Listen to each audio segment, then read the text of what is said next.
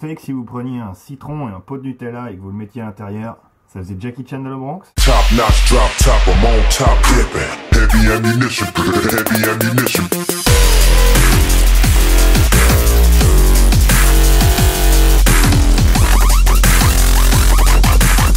Il y a pas longtemps, je suis allé dans une salle obscure pour aller me taper une toile. Juste avant le film, on a droit à quelques pubs pour des magasins locaux et après celle-ci, on a droit donc aux bandes d'annonces qui nous présentent les nullités ou les perles qui vont sortir dans les mois à venir. J'adore les bandes annonces et cela depuis mon plus jeune âge et ce que je préfère encore plus, ce sont les voix rock olympiques qui les présentent. Ce sont souvent les voix françaises de Bruce Willis ou Morgan Freeman. Surtout le genre de bande annonce détonnante et qui vous en fout plein la gueule, qui ferait passer un film de Michael Bay pour une vieille croûte en noir et blanc.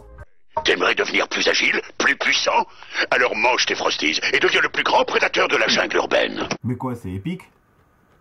Non? Je me prépare donc à m'en prendre plein les mirettes quand tout à coup je m'aperçois que les premières images du film me rappellent un film qui s'est sorti une bonne dizaine d'années en arrière.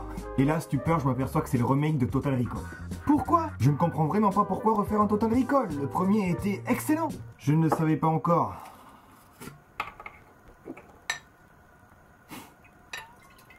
Mais le cauchemar ne venait que de commencer.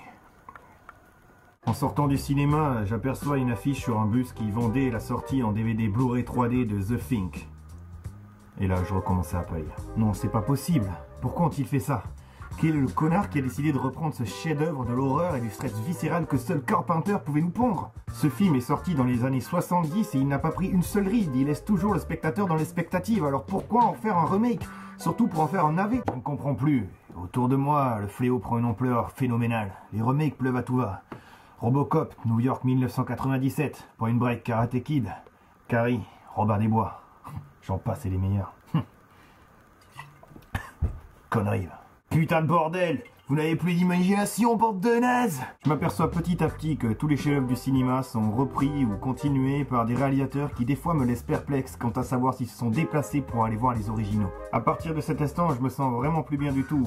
Et j'arrive chez moi et je regarde ma collection de DVD en espérant que, s'il vous plaît, ne touche pas au moins à Jurassic Park.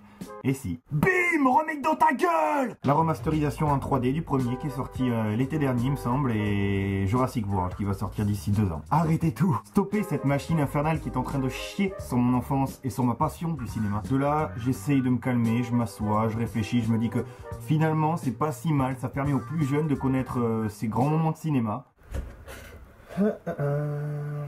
Tiens, un article sur Star Wars. George Lucas a vendu tous ses droits à la société Disney.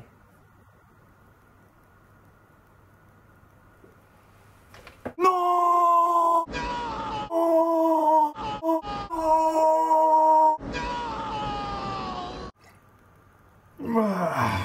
J'arrive à finir avant l'enfer cette putain de bouteille. Franchement, je vois pas ce qui pourrait être pire. Là-bas, dans les étoiles, la guerre passe comme un soleil. Ok, c'est bon, j'ai rien dit. Du coup, je continue à lire l'article et je m'aperçois que Disney a stipulé qu'ils étaient partis pour faire 4 suites au minimum de Star Wars. Non, pas encore. S'il vous plaît, pas encore.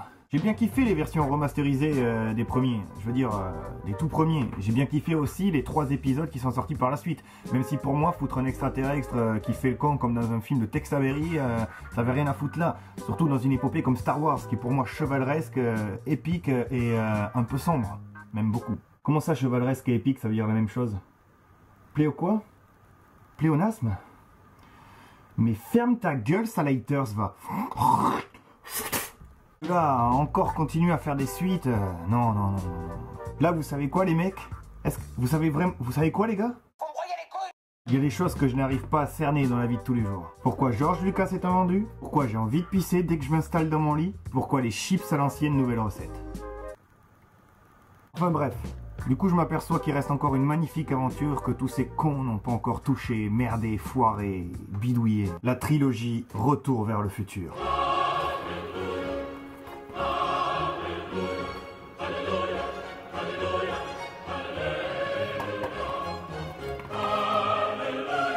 J'ai peur, je recommence à mal dormir, je vois des Zac Efron en Marty McFly dans des suites illogiques de la trilogie, réalisées par des Michael Bay avec des scénarios dénués de sens. Non! Je le dis bordel, si quelqu'un touche à ce film, je me fais terroriste et je crée un remake du projet KO.